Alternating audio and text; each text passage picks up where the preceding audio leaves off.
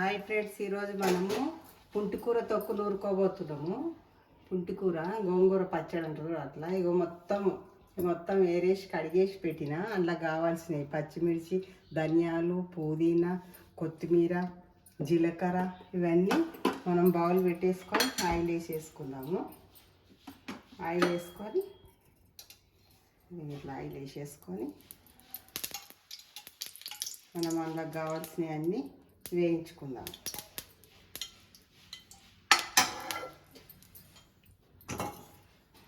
జీలకర్ర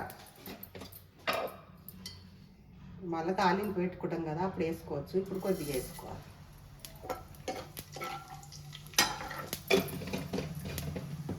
జీలకర్ర, ఒక 2-3 వెల్లుల్లిపాయలు,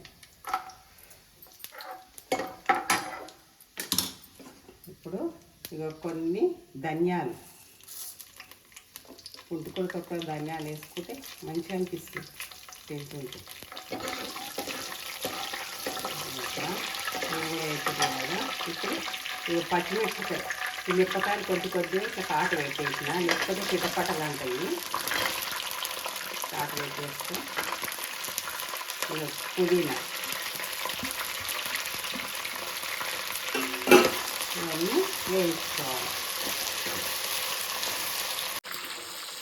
ఇప్పుడు ఇట్లా వేయించుకోవాలి. కొద్దిగా వేగిపోయింది కదా, ఎక్కువ ఏం చేయకూడదు. ఎక్కువ వేస్తే తప్పగా అయిపోతుంది. ఎందుకంటే పుంటికూర పులుపు కదా, కారం సరిపోదు.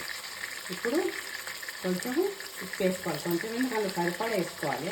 మనం నూరేటప్పుడు కూడా రోట్లు వేసి నూరుకుంటాం కదా, అప్పుడు కూడా చూసుకొని ఉప్పు తక్కువ పట్టి వేసుకోవచ్చు. ఇప్పుడు కొద్దిగా అల్లం వెల్లుల్లి, ఇప్పుడు పసుపు, ఇప్పుడు కట్ చేసి కడిగి పెట్టేసినాం కదా కొత్తిమీర కూడా ఇందులో వేసేసుకోవాలి.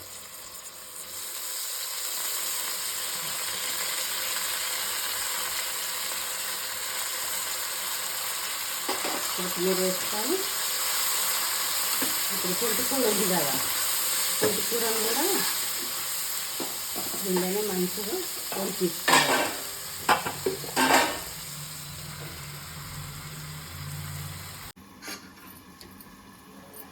ఇలా మధ్య మధ్యలో తీసుకుంటా ఇవి ఇట్లా ఉడుకుతుంటుంది కదా, మధ్య మధ్యలో కలుపుకుండాలి. లేకపోతే కింది పక్క అడుగు వస్తుంది.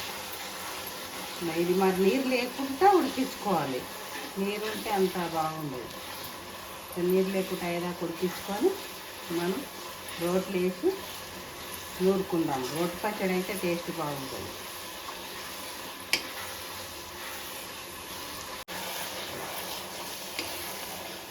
మిక్సీలో కూడా వేసేసుకోవచ్చు, కానీ మిక్సీల కంటే రోట్లు వేసి నూరుకుంటే రోటి పచ్చడి బాగుంటుంది అని నేను రోట్లు వేసి నూరుతా అంటున్నాను.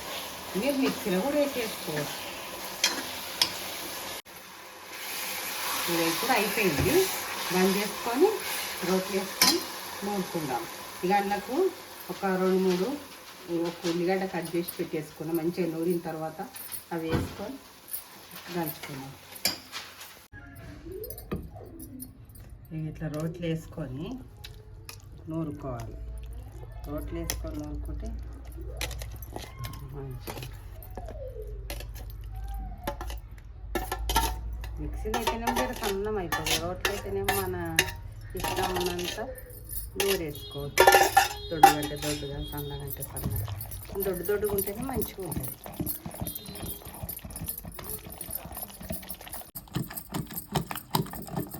ఇట్లా నూరుకోవాలి మంచిగా. ఇత్తులు దంగేదాకా ఇట్లా నూరేసుకోవాలి. జర ఇత్తులు దంగకున్నా కానీ, ఎందుకంటే నూనెలో గోలిపోయింది కదా. ఏంగా ఎక్కువ సన్నం ఉంటే కూడా మంచిగా అనిపిస్తుంది.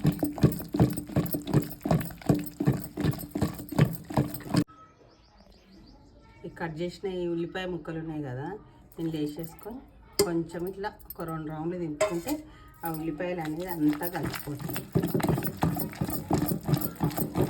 ఇప్పుడు ఇది కాలిపోయింది. మనము పుంటికూర తొక్కలకు పోసేసుకున్నాం. ఇట్లా